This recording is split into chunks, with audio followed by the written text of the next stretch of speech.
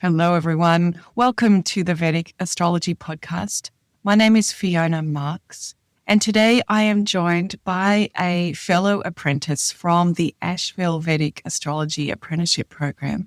And we're going to be continuing a recent podcast with Michaela about the imagery at the end of the Zodiac. But before we dive into the rich details of this imagery, I want to introduce my guest, a fellow Australian, Jack Lyons. Jack, welcome to the podcast and tell us a little bit about your journey into Vedic astrology. Yeah, thank you. It's all extremely new to me. I came into this knowing absolutely nothing. Maybe I knew my sun sign in a Western astrology. I'm a Pisces. About 2 years ago, I got this urge to start taking yoga really seriously. I've always enjoyed it as exercise, but I want to learn what yoga is and I want to be mentally stimulated in the philosophy. So I enrolled in a course and it immediately blew me away how deep this thing we call yoga goes and the philosophy of the Vedic culture. All this ancient knowledge, it opened something inside that I just couldn't believe. I just did not know that this was here. And so I finished that course and one of the students, she recommended going to see an astrologer. She got some really good insights and she said it's a really good complement to yoga. I obviously had questions to the astrologer, but she just blew me away with what she could tell me about myself. And it was really scary actually, but it was just really validating. She could just say, this is what time you're in, and she could explain all of it. And it just felt so good to feel that validation that someone can see me, see what I'm going through, tell me what I'm going through so clearly. So it really left a huge impression on me. Honestly, I thought astrology would be way too much for me, too great a leap to take in current life situation. But I did some researching and I found the Asheville Vedic Astrology program. It was all online, self-paced, and that seemed to suit my needs right now. It's just filling my mind, but it's with all of this beautiful knowledge that I had been craving, and this is it. It's complementing yoga so well. I think that's one main aspect that's drawn me in is the rhythm of life, like the flow of life. If you can find that flow and go with it, things will unfold with much more ease. You're not fighting. Yeah, exactly. And who would have thought 1 year later that here you are on the Vedic Astrology Podcast. And today we're going to talk about one of the essays that Jack has written for the course. So one of the strengths of the apprenticeship is that there is an assessment pathway available if you like to have your work discussed and get a chance to see that you are implementing the learning that you're getting in. Maybe sometimes it feels like passive videos, a lot of listening, and writing the essays is a great way to bring that knowledge more deeply into the self because you have a chance to put it in your own words. And one of the first essays asks our students to reflect on the imagery that's in the sutras that relates to each of the zodiac signs or rashis. And we ask our students to concentrate on 3 ancient texts. We look at Brihat Parashara Hora Shastra, which forms in some ways quite a syllabus through the whole apprenticeship. And we look at the Jaimini Sutras and we look at the Yavana Jataka. So each 3 of these has some really imaginative, visual, and rich imagery related to zodiac signs. And we ask our students to pick 3 consecutive signs and write a relatively short essay explaining how these signs are evolving through the imagery. That's the essay that we're having a look at today. And I've been assessing the course for about 2.5, 3 years. And I've always been waiting to see if someone would choose 3 consecutive signs and actually go over that zodiac boundary. So something that crosses from 12 to 1. And sure enough, Jack came along and asked if he could do the signs 11, 12, and 1. So that would be Aquarius, Pisces, and Aries. All 3 signs are really different And I was just intrigued to see how they all fit together, and how do we go from transcending or ego dissolution or death or whatever you call it into rebirth in this cycle. That was really what pulled me in and wanted to figure that out. Thank goodness, because it's such a great thing for us to reflect on. And for those who follow transits in the sky, we've just been through a period of time in the year when the sun and all of the planets that are near the sun make that transition. But not only that, depending on which ayanamsha you use, we have other planets crossing that boundary as well. So it is a great time to reflect on these thresholds between Pisces and Aries, between endings and beginnings. So that's what we're going to explore. All right, so let's dig down into these sutras. In the Yavana Jataka, we've got in the 11th sign, we see a pot being carried on the shoulders of a man being poured out. This sign is the shanks of the cosmic person. It indicates tanks, fields of grain, haunts of birds, areas suitable for women, liquor sellers, and gambling. So this is our description from the Yavana Jataka. And if we move to look at the sutra from Jaimini, he's always very direct, pithy with the short statements. And for Aquarius, Jaimini says makers of ponds, tanks, things related to shores in Aquarius. So it gives us a chance to do some really good contemplation. And Brihat Parashara lists off for us some of these qualities that go with Aquarius, and the list includes deep brown, medium-bodied, 2 feet, vigorous during the day, west, Shudra, standing in the middle of the water, tamas, and front rising. So as we look at these images for Aquarius, what were some of the things that you pulled out or that really captured your contemplation? Starting with Aquarius, Parashara describes it as a man holding a pot on his shoulder, deep brown in complexion and of the Shudra caste, representing the laborers, the servants, the workers who do the difficult, often thankless jobs that keep society functioning. This sign is tamasic in nature, connected with heaviness, inertia, obstacles. And that can also be seen through the imagery of the fields of poor grain. It's just a difficult place to be, to do hard work. It's a sign of duty and service. And the pot on the shoulder, in some ways it can represent bearing a burden. In this case, being an Aries sign, it's particularly an intellectual one. It's dealing with your ideals, your thoughts, your systems in your mind, the responsibility of sharing your knowledge. By this stage, you don't really have a choice anymore. Like what you're accumulated, all of this knowledge must be poured out. But that also includes everything else accumulated up to this point. Ideas, identity, status, it's all got to go in these final stages. It seems quite negative because it's letting go and it's wrestling with the ego and like just letting it all dissolve, die off or deteriorate.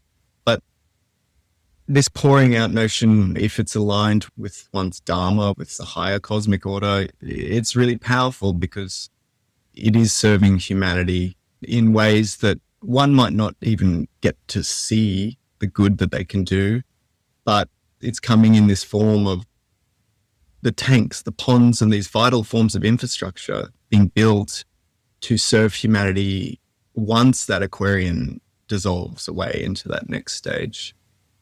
And then lastly, there's this image of the man standing in the middle of the water. He's not fully in, he's not fully out. And to me, this evoked imagery of isolation.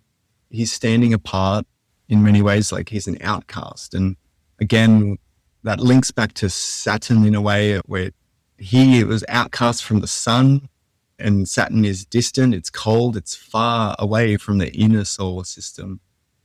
So maybe this standing in water reflects these qualities of needing solitude. Maybe it's a place to go to refill the tanks, the pitchers, or maybe it's pointing to that next stage of dissolution and preparing for Pisces, after all that labor and all of that service, maybe this is a place where one goes just to surrender and release and dissolve. It's pretty special in the imagery, the standing on the land and in the water at the same time. That if we think about it as evolution, maybe it is pointing to that humanity has evolved to be both grounded and in touch with our emotions. Hopefully that's the evolution that we're all learning through these fields in the Zodiac. It's easy to think of Aquarius as being negative, and it's restricted. You were mentioning that it's a fixed sign, it's a fixed air sign. So all of this intellect and thoughts and ideals, they're all locked in from all the experiences that we've had. So we can project onto Aquarius that it's fixed, but once we accept the restrictions of reality, which is what Aquarius is all about, then the creativity really happens. Then we're really building tanks and we're really contributing to that next generation because we're no longer fighting against the framework of reality. We're surrendered to it.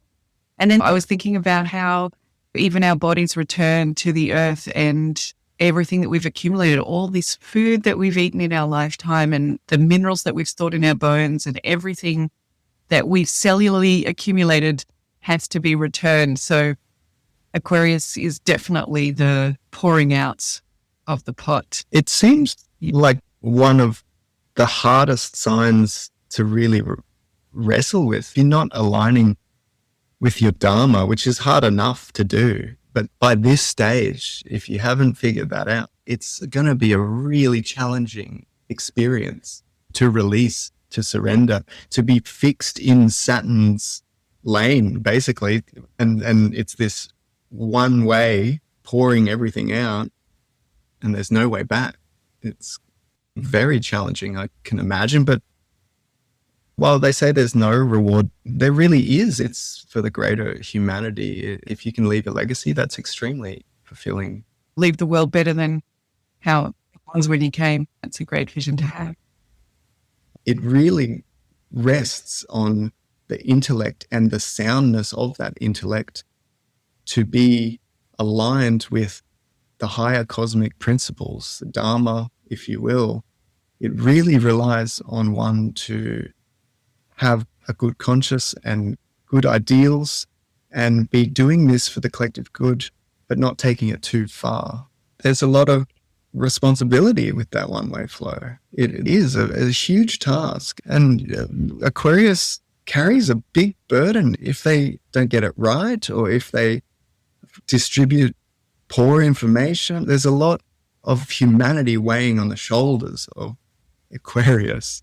And all this collected wisdom to get to this point needs to be, I don't want to say pure, but it really needs to be well thought through and developed in a way that others can benefit. But there's a real flip side as well where you're serving others, but sometimes you can become a slave to that as well. You go too far and it becomes a burden. And this is like the tightrope I feel Aquarius exists on. Because also the other side of that is that if we hold on to too much and we don't let it go, this is where we get some of that other imagery where we have liquor sellers and gambling. That liquor is wheat or the offcasts of potato scraps or the stems of the grapes. It's what ferments. When we store, when we've got too many grapes or too much produce, we can create fermented products like alcohol. And then they have all of their, as you were saying, we've contributed something in Aquarius, but actually it's gone on to cause more of the tamas experience if people are getting inebriated and they're getting demotivated and they're not as alert and awake. So there is this kind of, with the 11th, what you're saying, the need to contribute something pure. But with the 11th, there's also the need to detoxify the self in order to come to Pisces and to end this cycle, that we can accumulate through life a lot of resources, perhaps financial or maybe a lot of assets that we have. And as you were saying, the responsibility, I was thinking about all of the people that have passed and their will has either not been written or it's written in such a way that it causes a following generation fighting over the will. So I was thinking about that in terms of Aquarius, but also that we can be in a delusion as humans that the zodiac maybe is only 10 signs long, that the whole point of life is to gain status in the 10th sign. It's to become secure, to have earth-based security that involves money and property, and that's what our status and our identity is all connected with if the zodiac was only 10 signs long. But it really is 12 signs long, and our hero's journey is to go through that 10th house of the great battle and to really stand up to our moment of greatness and contribute in a karmic way the actions of the 10th. But immediately then it becomes the 11th. How do we divest ourselves of any of that earthly material that we must be ready to let go of? Because otherwise we are just accumulating, and in fact we are not allowing those resources to be available to the other people who are in another part of the zodiac, who are in the second house, who are looking for resources, who are starting their zodiac journey. So the man pouring the water out of the pot is really encouraging us that the resources need to come back in for the rest of the zodiac to play. Another thing that I found striking was that it's directly opposite from Leo, which is the sun. And the sun, in a whole sense, it's such raw power that radiates out. And then we're on the complete opposite end of that. We have to let go of all our power. We have to dissolve it all. It's Saturn. It's the furthest away from the sun. That links to a couple of the images here from Brihat Parashara. Talks about it being the west direction. It's the setting sun, which is what you're saying. It's the setting sun is glorious. Everybody loves a sunset. It's that thing that we're all taking photos of. But it is the sun dipping down and letting go the end of the day. So Aquarius really has that energy to it. And even that plays into what you just mentioned there about the sun and Saturn, that relationship of, in fact, the father and son, that the sun inadvertently is the father of Saturn, but rejects Saturn and sends Saturn as far out as the naked eye can see. So Aquarius does have that uncomfortable, in a way, relationship with the sun, and it is almost doing the opposite of what the sun is about. So it's got that westerly kind of dying solar energy. Yeah, it makes you think differently once you start to tie in mythology and all these ancient texts. It really starts to expand your mind into all these other realms of thought. And then when you start to explain these things to people, perhaps like in a reading, you can draw upon all of this wealth of knowledge and connect with other people, because it's got that human storytelling element that we all connect to. And that's why the course is so based on these sutras, and that we do ask our students right from the beginning to become comfortable contemplating them. So it's great that you brought that up, and that's what you're experiencing. So let's take that to have a look at the imagery in Pisces. If we return to the Yavana Jataka, it is said that the final sign shows a pair of fish in the water. It's said to be the best sign and represents the feet of time. Its places are auspicious. Here there are gods, knowers of Brahma, pilgrimages, rivers, oceans, and clouds. In Jaimini, it says, in Pisces, elevation, perpetual dharma, and Kaivalyam. And in Brihat Parashara, some of the list of qualities and words associated with Pisces: medium-bodied, footless, day-strong, north, moving in the water, Sattva, and rising both ways. So what were some of the things that you picked up on in relation to Pisces? The concept of Dharma was a big one. So this idea of perpetual Dharma, connotating something that's everlasting, it's forever, it's all pervasive, it's everywhere around you.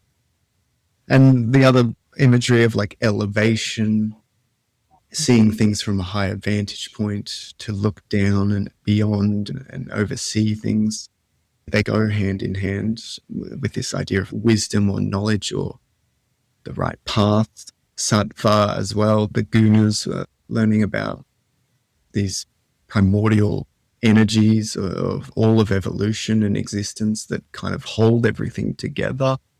Sattva being this element of purity, but it's like a deep resonance, not just it's calm and relaxed, but it's binding everything together, but in a deep, resonating, almost like an intense vibration, but it's absolute peace and clarity at the same time. There's so much power to this idea of Sattva. I needed to understand this through my Western brain as well, Western science, and like the idea of Brahma and the oneness and the supreme source. Where does that fit in my Western mental model?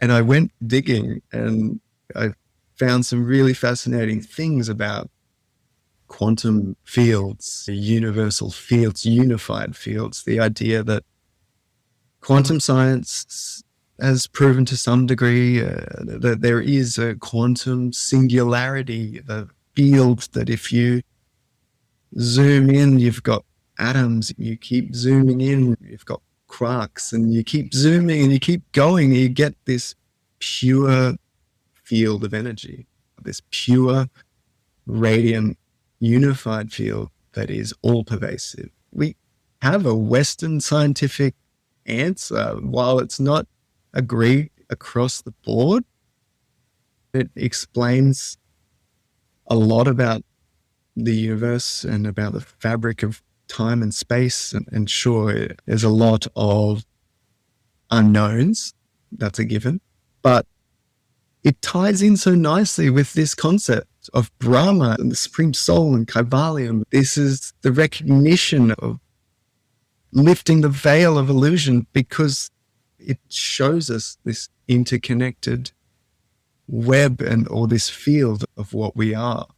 I still don't quite fully understand it, but I feel like I can reconcile West and East through that lens. And it's quite exciting because in Pisces, being the end, like there is this idea of death in a way. That's our human experience, death, because we don't know where we go or what happens when we die. But learning this provides a different framework. And I'm not talking just about like reincarnation or those sorts of things that are very much Vedic worldview principles. It's more that if we are all connected in this unified field, we're not going anywhere. We are right here, and we always have been right here. Pisces is one of those fields that the more that we talk about it, the more bliss we experience, but the less words can describe it, because as you were saying in your answer, it's something that's so sublime that it's beautiful for the intellect to contemplate. It feels really lovely to be in that space, but it's not long before words begin to let us down in the subtle nature of the interconnectedness and the perspective we get in Pisces. And perhaps as we move towards Aries, one of the ways to make that transition is to talk about Pisces as a water sign. So the final sign of the zodiac is a water sign. And in some ways, the water gives us this great analogy, doesn't it, of the ocean and the waves. In some ways, all the water is in the ocean. It's all connected and it's formless, as Pisces is.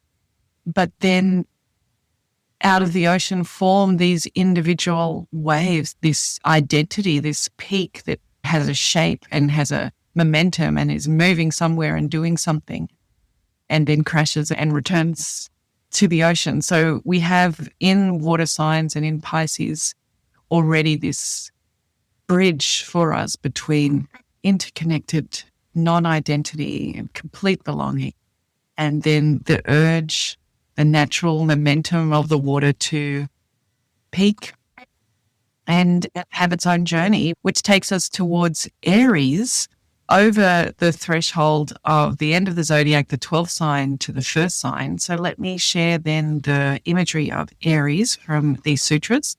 In Yavana Jataka, the first sign is said to have the shape of a ram. It is called by the ancients the head of Kala.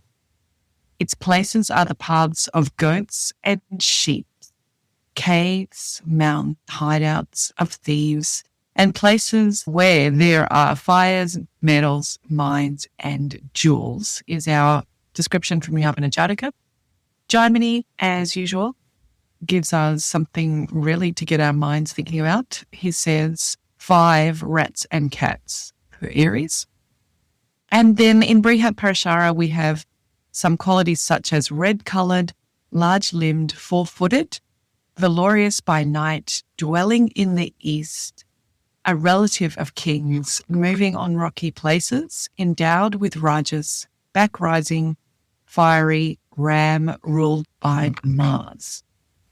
So with this imagery and our ocean moving from that integrated, enormous field of water into the crest of a wave, what caught your attention in the essay around Aries? What was the imagery that spoke to you? First and foremost, just getting to this point was something I really had to contemplate, because we're in a cycle and that's understood, but how do you start it again? There's many analogies like the wave, and through my research, I kept coming back to this idea of karma, that for every action there is a reaction. And this is what kind of creates the seed for a new life or a new beginning, in a way, to dissolve that karma.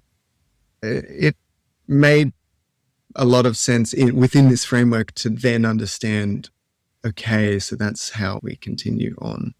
So for me, the things that stood out, first of all, Jaimini, I just couldn't get past the 5 rats and cats. What do you do with that? It's so short. There's not much to go by, and yet it's so packed with potential, just like the seed of potential that is Aries.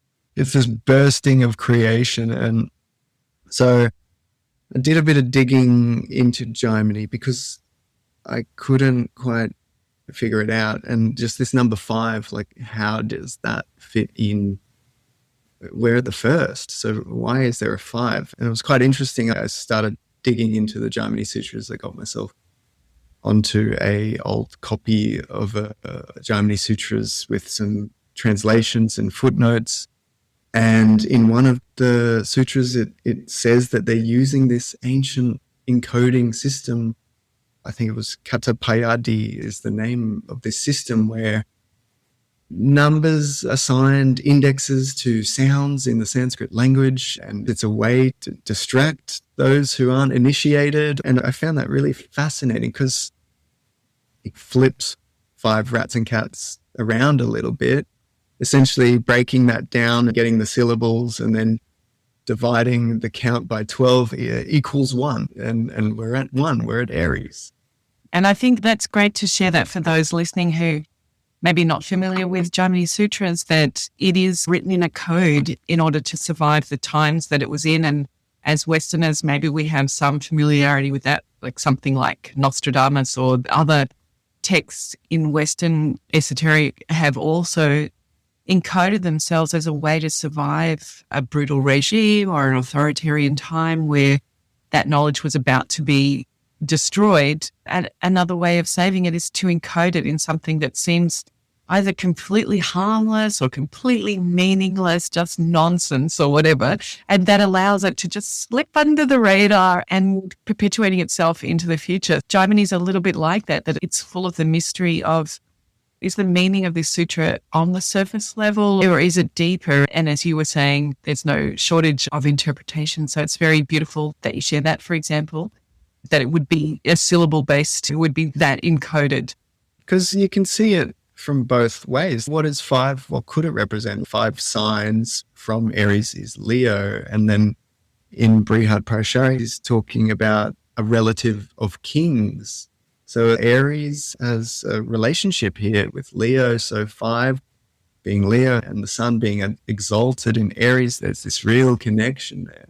So even if you didn't use this numerical encoding system, you're still getting a lot of value out of one number, one word. So this is the thing. And same with all of Jaimini, rats and cats. There's just 2 other things in that. And then you can discern a lot from that. And again, with the yin and the yang, I thought of rats and cats, because rats are these kind of relentless little creatures. They chew and dig, and they're impulsive, they're inexperienced, they just want to claw their way through anything. But cats are a bit more refined and pure and calculated. They prefer isolation, and they strategically think things through. And yet both of them symbolize like purification, burning through, having their desires met, creating, clearing away. There's so much that overlaps as well. So I thought maybe it's like the yin and the yang. It's seeing rats and cats and seeing two sides of Aries, this impulsive side that just wants to butt heads and get things done in the world, and cats, which might be a bit more calm, collected, calculated, individual and strategic. So there's just so much in that alone. I think it's also a really beautiful contrast to fish swimming in the water, isn't it? That in Pisces we have the two fish swimming in opposite directions in the water. Then right next door we have 5 rats and cats. And I think that this tells us something about the complete different approach between Pisces and Aries, that Pisces, through the whole journey of the Zodiac, all of those fields that we've spoken about, we come to a place towards the end of the Zodiac where there's this acceptance of variety and of difference. And so these two fish are actually swimming in opposite directions, but they're completely at peace in Pisces. This is not two fish fighting to swim in the same direction, or two fish trying to force each other to go in one way. Pisces, it's a container where every bit of variety that is human finds its home in the ocean. And as you said earlier, we don't even understand the variety of life forms that are in the ocean. Occasionally we have these things wash up to the surface, and we realize that there's a lot of life down in those deep depths of the ocean that we don't even see. So I think that as we go through Capricorn, Aquarius, Pisces, we tend to see this two fish swimming in different directions, or we see the birds and the clouds, and there's a lot of allowing for variety and integration, end of the Zodiac. And then we see these rats and cats, and they're really scattered and interested in getting what they want. And we talked about Aries being a fire sign as well, that inspiration, the pitta, the visual inspiration of what I want directs me to go, and off go these 5 rats and cats. And I guess through all of this understanding of evolution, I still wrestled with, it's a cycle, but where does it begin and where does it end? Like, it's infinite. And then, like, how does it transfer across? One of the things that I think about is that you feel the change from Pisces to Aries. It makes me think of this film called Wings of Desire by Wim Wenders. I think it was probably made in the 80s, maybe the early 90s. And it's these angels that in the film, they're living in Berlin and they're watching the humans who are living in Berlin. And it's wonderful to be an angel. You can see everything. You've got that Pisces perspective, the elevation. They're literally sitting on the top of skyscrapers and watching with all this compassion and care for all the humans that are going through the drama and the struggle of being in physical bodies.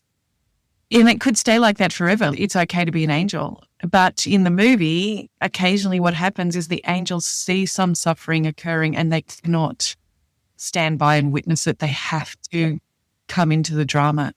And usually that's to save the life of someone, for example, a child. As an angel, you can see that a child is about to be run over by a car or experience some terrible suffering.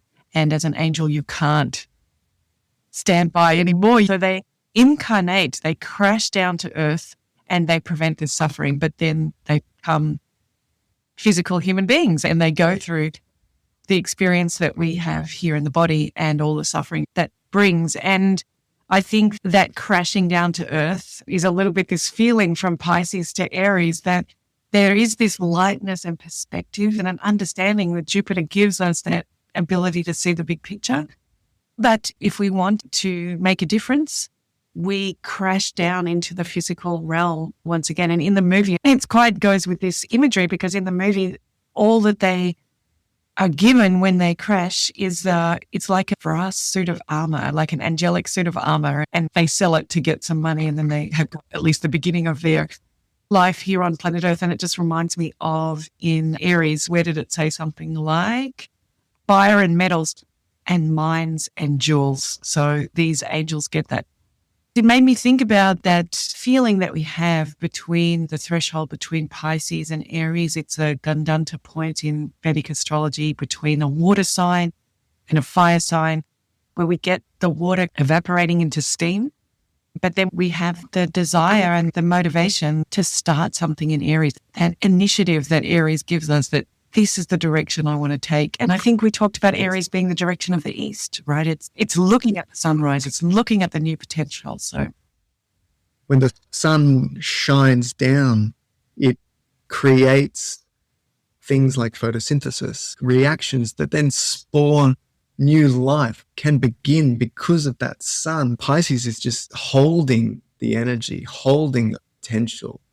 And it's just waiting for the time to be right, for that fire, that pitta to come and energize everything and begin a new form of life, whether it's a seed grass or an anemone or who knows, a fish or a human being. You see that all the time, those little bits of life that form in the crack in the pavement or a little corner of a building where there's just enough soil that a seed has just lays dormant until what you're speaking about. And that's all of us in this karmic cycle, isn't it? That we might think that the whole point of the karmic cycle is Pisces and moksha and let's go, but karma and life have other plans for us that bring us into the cycle of life. As you shared with your recent becoming a parent, is a great example of jumping in with both feet into the future, where we're saying, I want to contribute my DNA and my